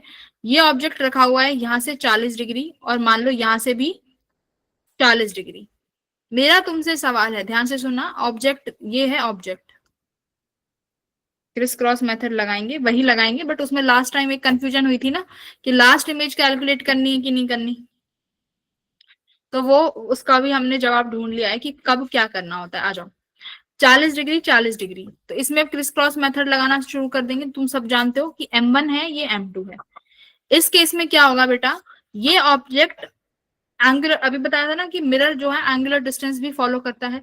तो मिरर M1 की जो पहली इमेज बनेगी वो कहां बनेगी, 40 डिग्री पे, है ना। क्योंकि मिरर M1 से ऑब्जेक्ट कितनी दूरी पर है सौम्या, मिरर M1 से ऑब्जेक्ट कितनी दूरी पर है, 40 डिग्री पे। तो मिरर M1 इस ऑब्जेक्ट की पहली इमेज भी कितनी दूरी पर बनाएगा, 40 डिग्री पे, ठीक है। 40 डिग्री पे बनाएगा। तो इसके लिए हम क्या करते हैं, देखो तुम्हें क्या करना है, M1 से ऑब्जेक्ट की दूरी लिखो कितना, 40 डिग्री। M2 से ऑब्जेक्ट की दूरी लिखो कितना, 40 डिग्री, ठीक है। अब क्रिस क्रॉस करना शुरू कर दो। कैसे, M1 और M2 के बीच में कितना एंगल है, 80 डिग्री। 40 में 80 ऐड करो कितना आया, 120। 40 में 80 ऐड करो कितना आया, 120 डिग्री। अब 120 में फिर से 80 ऐड करो कितना हो जाएगा, 200 डिग्री। तो 200 डिग्री। अब मैंने तुम्हें क्या बोला था बेटा, जब ये 180 से ऊपर चला जाए तो इमेज नहीं बनानी है ना। जब 200 किससे ऊपर चला जाए, 180 डिग्री से ये लाइन ऊपर जाने लगे तो हम इमेज नहीं बनाएंगे। जैसे 200 डिग्री आ गया तो अब ये इमेज नहीं बनेगी। अब बात आई क्या ये 120 डिग्री दो बार काउंट करें कि एक बार काउंट करें। तो देखो इस केस में क्या करना होगा, इस केस में तुम्हें क्या करना है, तुम्हारी जो लास्ट दो इमेजेस हैं, सुनो, अरे राहुल सुन ले, जो लास्ट दो इमेजेस हैं कितने डिग्री पे बनी है, 120 डिग्री। दूसरी इमेज कितने पे बनी, 120 डिग्री। इन दोनों मिरर के बीच का एंगल कितना है, 80 डिग्री। इन्हें ऐड करो, कितना आया ये ऐड करके, ऐड करके 320। 320 पक्का। यस। अगर ये 320 है मतलब ये 360 के अगर बराबर नहीं है, ठीक है, अगर ये 360 के बराबर नहीं आ रहा है तो दोनों इमेज काउंट करनी है। तो 1 2 3 4 नंबर ऑफ इमेजेस कितनी हुई, 4। कितनी हुई number of images, 4 images count होंगी, ठीक है। लेकिन अगर इन तीनों का यानी लास्ट की दो इमेजेस प्लस मिरर के बीच का एंगल इक्वल्स टू 360 आ जाता है तो लास्ट वाली जो इमेज होगी उनको दो इमेजेस की जगह एक इमेज काउंट करेंगे। ध्यान से सुनो, राहुल दो गलत है, मेरी बात समझ में आ रही है। अगर ये तीनों का सम यानी लास्ट की दो इमेजेस प्लस दोनों मिरर के बीच का एंगल का सम 360 के बराबर आएगा तो जो लास्ट की दो इमेजेस हैं जो सेम एंगल पे बनेंगी उनको एक ही काउंट करेंगे, ठीक है। इसके अब और इसके और क्वेश्चंस देखो और एग्जांपल्स देखो। हाँ बोलो। मैम इनका सम 360 से ज्यादा जा सकता है, जा सकता है, जा सकता हम है। तब भी सेम ही करेंगे ना, हम नहीं करेंगे ना काउंट दोनों को। अगर 360 से ज्यादा जाता है तो भी कोई दिक्कत नहीं है, वो अलग अलग काउंट होंगी। 360 के बराबर आएगा ना तब उन दो को एक ही काउंट करेंगे। ठीक है, मेरे पास एक एग्जांपल भी था जिसमें उनका सम बराबर आता था। वेट,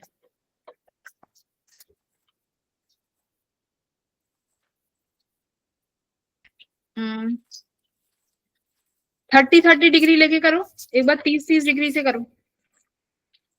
हाँ 30-30 से करिए, 30-30 डिग्री से। हाँ वही मैं कह रही हूँ, 30-30 से करो।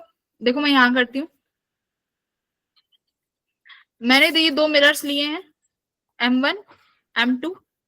ये ऑब्जेक्ट है, ये ऑब्जेक्ट बेटा M1 से भी 30 डिग्री पर है और M2 से भी 30 डिग्री पर है। ठीक है, अब क्रिस क्रॉस करना शुरू करो।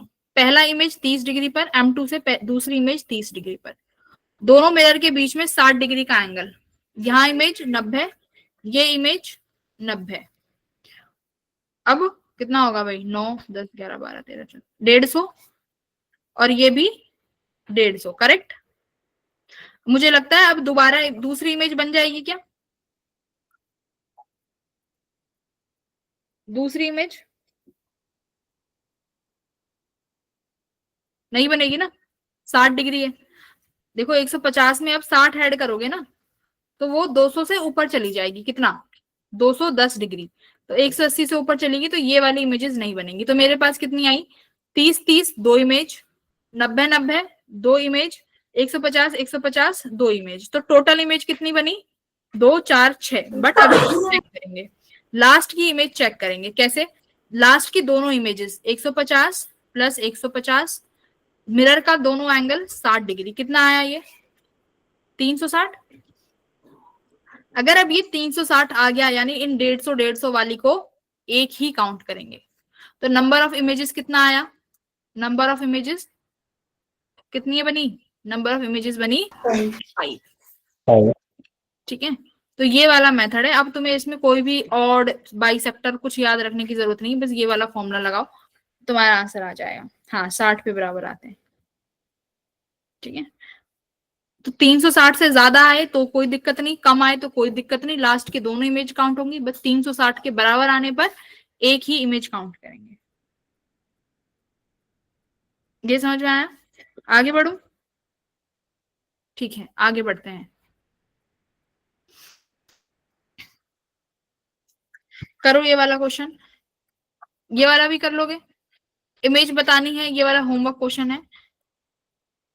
ठीक है, अगर ये ऑब्जेक्ट 10 सेंटीमीटर है तो पहली इमेज दूसरी इमेज ये तुम घर से कर लेना, कर लोगे, आसान सा है।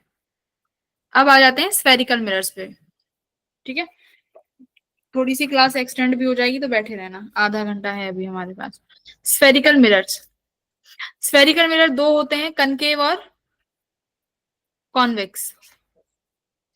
कनकेव मिरर में क्या होता है बताओ, इसकी properties.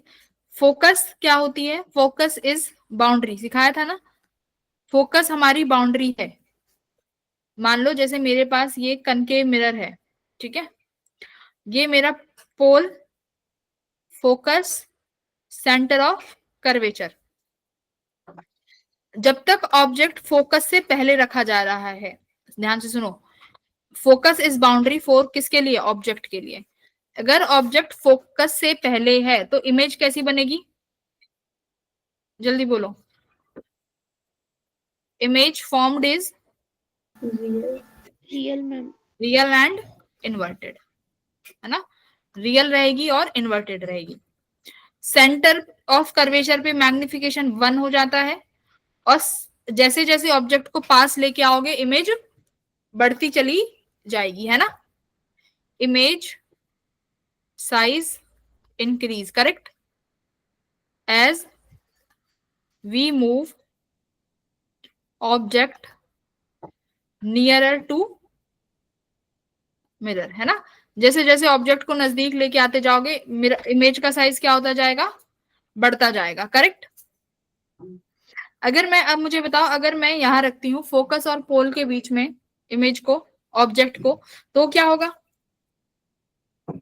Ma'am virtual erect image बनेगी, है ना, इमेज बन जाएगी वर्चुअल और इरेक्ट, लेकिन अभी भी मैग्निफिकेशन क्या रहेगा, L large. Ma'am greater than 1। हाँ अभी भी मैग्निफिकेशन क्या रहेगा, लार्ज रहेगा, है ना। ठीक है, तो ऑब्जेक्ट का नेचर चेंज हो जाएगा फोकस के बाद, वर्चुअल और इरेक्ट बन जाएगी इमेज। देखो यहाँ पे ये वाला जब होगा object, image is virtual, erect and enlarge, virtual, erect and enlarge. Clear हुआ? अब बताओ, जैसे जैसे फोकस से पोल की तरफ लेके जाओगे तो मैग्निफिकेशन घटेगा कि बढ़ेगा? अब घटेगा मैग्निफिकेशन, ठीक है। As move object from F to pole, focus to pole, magnification decrease हो जाएगा, ठीक है। और m इक्वल्स टू 1 हो जाएगा, कब? एट पोल पे। तो सेंटर ऑफ कर्वेचर पे जैसे m इक्वल्स टू 1 होता था, तो पोल पर भी क्या हो जाएगा? m इक्वल्स टू 1 हो जाएगा, ठीक है। तो जैसे जैसे फोकस से आगे बढ़ाओगे तो मैग्निफिकेशन घटता चला जाएगा, बट स्टिल जितना फोकस के पास रहेगा इनलार्ज रहेगा, बट पोल के पास आता चला जाएगा तो मैग्निफिकेशन डिक्रीज हो रहा है। सेम साइज का कब हो जाएगा? पोल पर। इतना क्लियर हुआ? ठीक है, तो इसका मतलब ये है कि कन्वेक्स में, तुम्हारे कनकेव मिरर में इनलार्ज इमेज के दो केसेस हैं, एक वर्चुअल वाला और एक रियल। यानी मुझे इनलार्ज इमेज दो केसेस में मिल सकती है, एक वर्चुअल में और एक रियल में, ये याद रखना। एक वर्चुअल में मिल सकती है और एक रियल में, है ना। ये हो गया तुम्हारा कनकेव मिरर। फिर कन्वेक्स आता है। कन्वेक्स में क्या होगा कि मिरर के आगे ऑब्जेक्ट कहीं भी रख दो, कैसी इमेज बनने वाली है? Real and virtual and erect, है ना। Correct. Virtual and erect. और साइज क्या रहेगा? Size should be Diminished. Smaller, Diminished. Diminished size, है ना। तो यहां पर लिख लो कॉन्वेक्स का।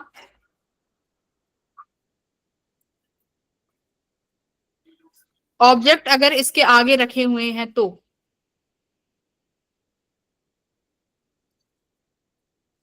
कहीं भी ऑब्जेक्ट यहां रखा हुआ है,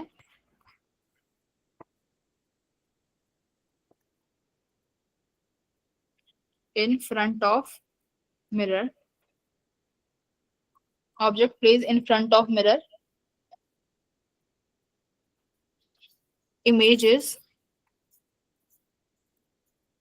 virtual, erect, smaller in size, है ना। Smaller in size. तो यानी अगर ऑब्जेक्ट यहां रखा है तो इसकी इमेज सपोज करो, इसको बैकवर्ड में ट्रेस कर सकती हूँ मैं। देखो ये यहाँ ट्रेस कर दूं और इसको यहाँ ट्रेस कर दूं, तो ये मिल जाएगी ना, ये इमेज हो गई। क्लियर? इस तरीके से ध्यान से सुना। हाँ वो बता रही हूँ बिहाइंड द केस वाला। अब देखो, अगर मैं इस इमेज को ऑब्जेक्ट बना दूं, अगर ये इमेज ऑब्जेक्ट बना दूं, दैट मीन्स अगर मैं तुमसे कहूं object placed behind the mirror, तो ये इसकी, इस ऑब्जेक्ट की ये इमेज बन जाएगी ना। फिर ध्यान से अब मुझे बताओ, अगर ये ऑब्जेक्ट बिहाइंड द मिरर रखा है, इसकी इमेज का साइज क्या है? Image is formed in large, correct, very good. Image is formed in large, virtual and erect, ठीक है। अगर पीछे, अगर इसका मतलब अगर बिहाइंड द मिरर रखोगे कन्वेक्स में, तो जो उसकी जो इमेज बनने वाली है वो बड़ी बनेगी। मतलब वही वाला केस है, पहले का जस्ट उल्टा कर दिया और कुछ नहीं है। बताओ ये सब अब ठीक है राहुल? क्या हुआ है? Yes, ma'am. ठीक है, इसमें आगे और भी केस बनते हैं, बट वो अभी तुम्हारे काम की नहीं है। बस तुम यही दो केस याद रखो, ठीक है।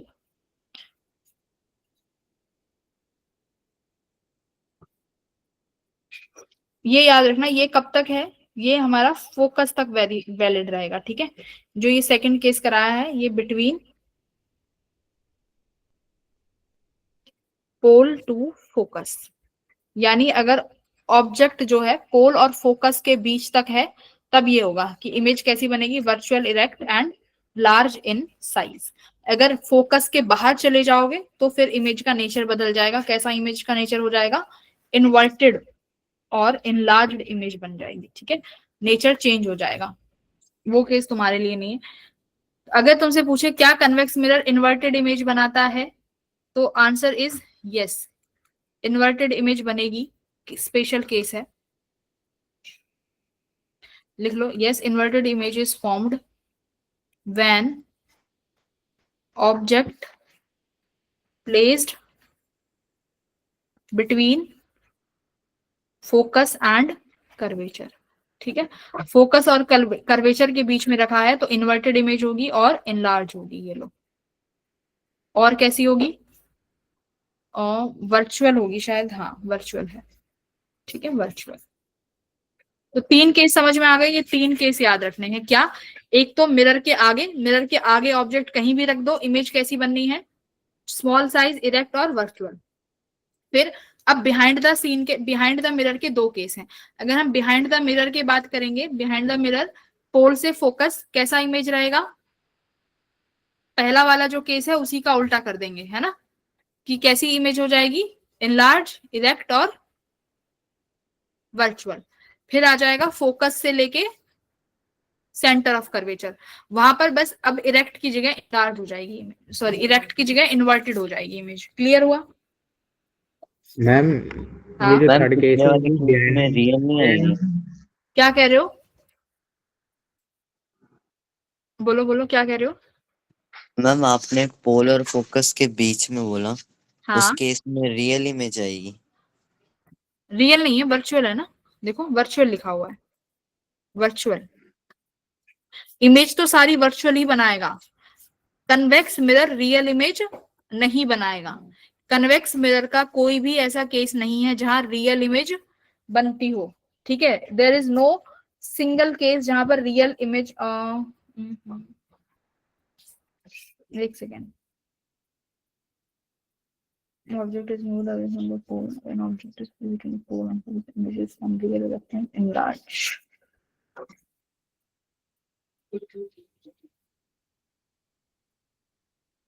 अच्छा कह रहे हो पोल और फोकस वाले में, है ना। Yes ma'am, behind the mirror.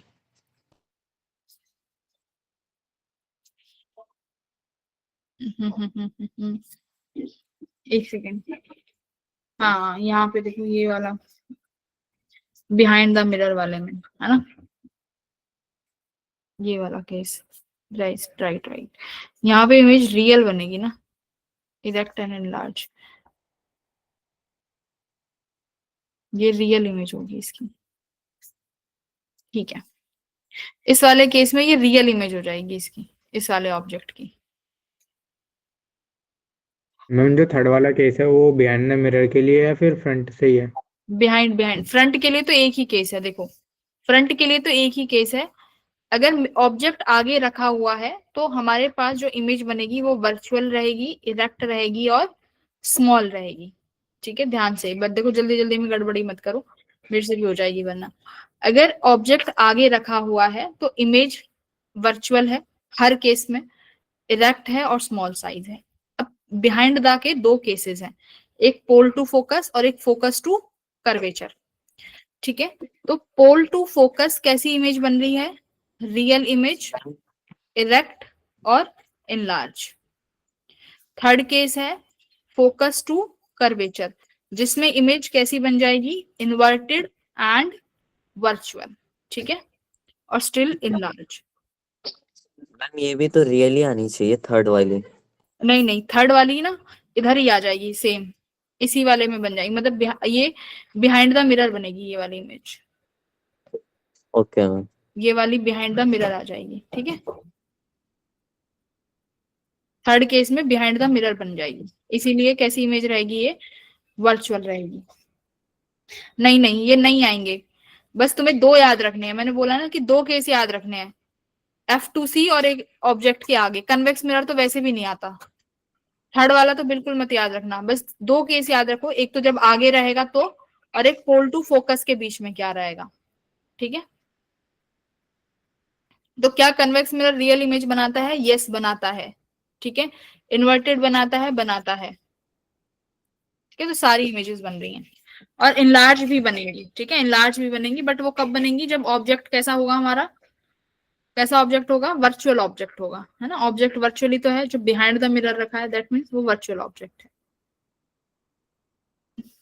फिर आती है मैग्निफिकेशन। मैग्निफिकेशन समझा देती हूँ। फिर जो ये क्वेश्चंस है ना, एक बार इन्हें घर से ट्राई कर लेना। एक बार मैग्निफिकेशन डिस्कस कर लेते हैं, ठीक है। मैग्निफिकेशन होती है दो तरीके की, दो भी नहीं 3 होती हैं। एक बार इन्हें घर से ट्राई कर लेना। मैग्निफिकेशन के मोर देन इनफ क्वेश्चंस हैं ये। क्या है? एक तो होगी लेटरल, ट्रांसवर्स और तीसरी एरियल मैग्निफिकेशन। 3 होंगी। लेटरल में क्या होगा? ऑब्जेक्ट कहाँ रखा होगा? ऑब्जेक्ट बेटा ऐसे प्रिंसिपल एक्सिस के अलोंग रखा होगा, ऐसे ए बी, है ना। इसकी लेंथ बता देंगे, कुछ एल लेंथ है इसकी। तो ये वाली जो मैग्निफिकेशन होती हैं, ये कैसी मैग्निफिकेशन होंगी? ये होंगी लेटरल मैग्निफिकेशन। अब ये लेटरल मैग्निफिकेशन कैसे निकाली जाती है? मैंने सिखाया था ना कि पहले बी का डिस्टेंस निकालेंगे, फिर ए का निकालेंगे, फिर आपस में उनको क्या कर देंगे, एक में से दूसरा माइनस कर देंगे। तो इस वाले का केस सिंपल वाला तो वो रहेगा। स्पेशल केस आता है इफ ऑब्जेक्ट इज स्मॉल, ये स्पेशल केस करा रही हूँ बाकी क्वेश्चन से। अगर ऑब्जेक्ट स्मॉल है तो इसमें मैग्निफिकेशन किसके बराबर हो जाती है बेटा? v बाय यू के होल स्क्वायर के, ठीक है। v क्या है? ऑब्जेक्ट, सॉरी इमेज, u क्या है? इमेज ऑब्जेक्ट का डिस्टेंस, तो v बाय यू का होल स्क्वायर।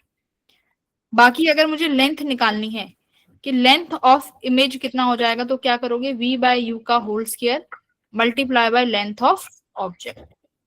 ये कब केस लगेगा? अगर ये ऑब्जेक्ट बहुत छोटा हो, लेटरल मैग्निफिकेशन में, ठीक है। और मैग्निफिकेशन ट्रांसवर्स में क्या होगा? कैसे रखा गया है मैग्निफिकेशन? कोई ऑब्जेक्ट ऐसे रखा गया है ए बी, इस तरीके से। तो ये कौन सी मैग्निफिकेशन होती है हमारी? ट्रांसवर्स मैग्निफिकेशन कहलाई जाएगी। इसमें हम कैसे निकालते हैं? ट्रांसवर्स मैग्निफिकेशन में हाइट से निकालते हैं, height of image upon height of object करके। मैग्निफिकेशन किसके बराबर हो जाएगा? Height of image upon height of object equals to minus v upon u, correct. और मैग्निफिकेशन के दो फॉर्मूले यहां से बनते हैं। एक बनेगा f upon f minus you, अगर मुझे ऑब्जेक्ट की दूरी दे रखी है और फोकस लेंथ दे रखी है। दूसरा फोकस दे रखा है और इमेज की डिस्टेंस दे रखी है, क्या बनेगा? f minus v upon f. ये दो फॉर्मूले याद रखने हैं, बहुत आसानी से आंसर आता है ये वाला, ठीक है। मैग्निफिकेशन का ये आ जाएगा। हाँ बोलो। मैम जो पहले वाले लेटरल में, उसमें मैम जो डिस्टेंस कौन सा लेंगे, मिड से लेंगे या साइड से? किस पॉइंट का? मतलब जैसे लेटरल में लेंथ है ना हमारे पास, तो उसमें हम जो है मतलब पॉइंट कहाँ से लेंगे, वी और यू? पोल से।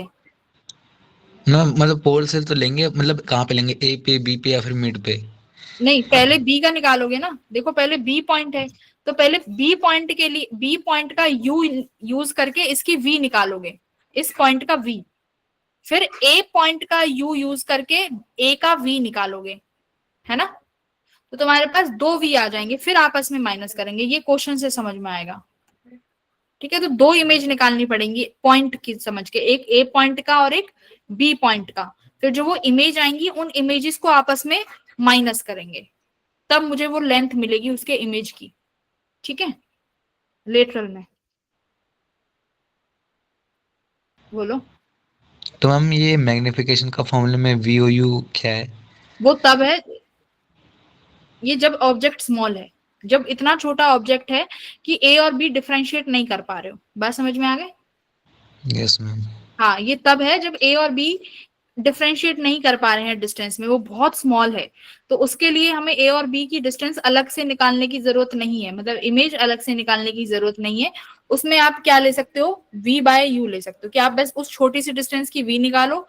वो क्वेश्चन भी करेंगे अभी, क्वेश्चन से ज्यादा अच्छे से समझ में आएगा, ठीक है। तो लेंथ का फॉर्मूला ये हो जाएगा उस केस में, स्मॉल वाले में। क्लियर हुआ? एक और मैम फॉर्मूला है। हाँ यस। मैम जो m is equals to minus v by u है मैम, ये कन्वेक्स मिरर के लिए भी यही होगा? ये तुम्हें विद डायरेक्शंस यूज करने हैं, विद डायरेक्शंस। Okay ma'am. तो जो फोकल लेंथ कनकेव की नेगेटिव होती है, कन्वेक्स की पॉजिटिव, तो उसके अकॉर्डिंग रखने हैं, ठीक है। विद डायरेक्शंस यूज करो दोनों मिरर्स के लिए। Okay yes. मैम जो यहाँ पे लेंथ के लिए फॉर्मूला लिखा है आपने, उसमें एल एल नॉट क्या है ये? Length of object, LO length of object, object की लेंथ है ये।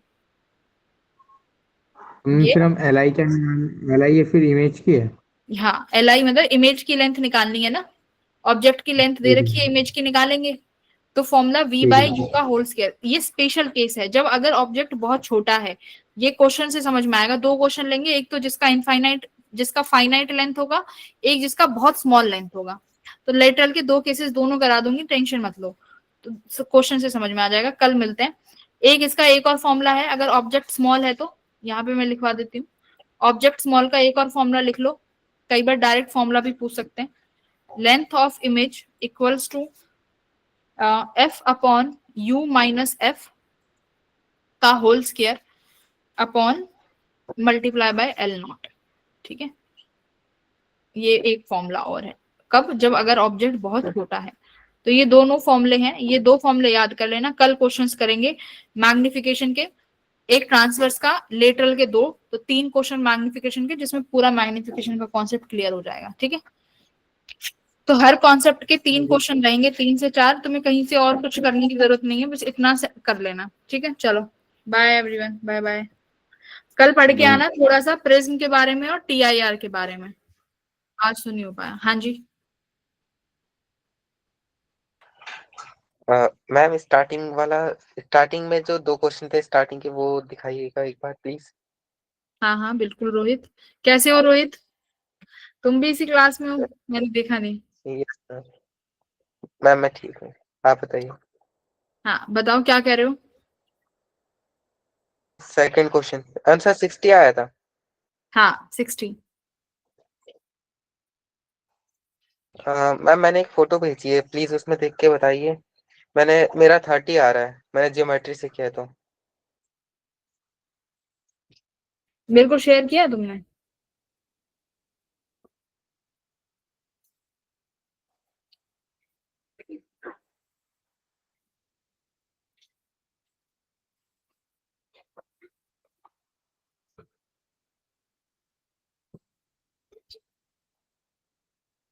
तुमने ये किया होगा ना कि ये अगर एंगल 60 बन रहा है तो तुमने उसके बराबर वाला 30 ले लिया होगा।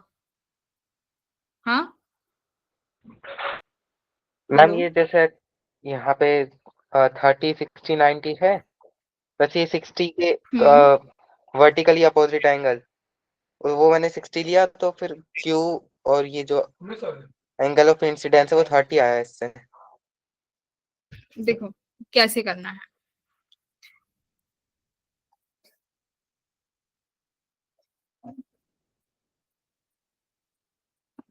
मेरे पास ये मिरर है, ठीक है।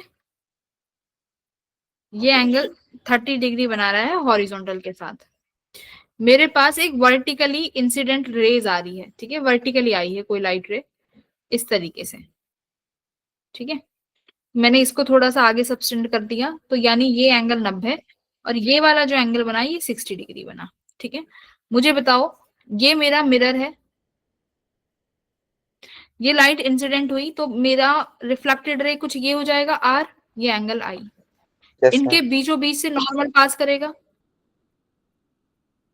ये मेरा नॉर्मल हुआ। नॉर्मल और मिरर के बीच का एंगल कितना होगा? 90 डिग्री, 90 यस डिग्री मैम। ना। ये एंगल 60 है। अब मेरे को ये वाला एंगल चाहिए, देखो ये वाला एंगल है ना, थीटा। अगर ये वाला एंगल, ये एंगल आई है, तो ये एंगल भी आई होगा। और बेटा अगर ये एंगल थीटा है तो ये भी थीटा होगा, मान सकते हो। सुनो, यस मैम। है ना, if ये यस एंगल मैम थीटा है समझ तो गया मैं। मैंने एंगल तो ऑफ इंसिडेंस निकाला था वो खाली, थीटा हम्म, दूसरा है, हमें फाइंड कुछ और करना था। ठीक है। हाँ ठीक है मैम। तो अब थैंक यू। अगर इस लाइन, अब आगे कराऊं कि अब समझ गए? समझ गया मैम, थैंक यू। ठीक है चलो, ओके, ठीक है बेटा। Bye everyone. तो कल की Good क्लास में evening. मिलते हैं। हाँ। Bye.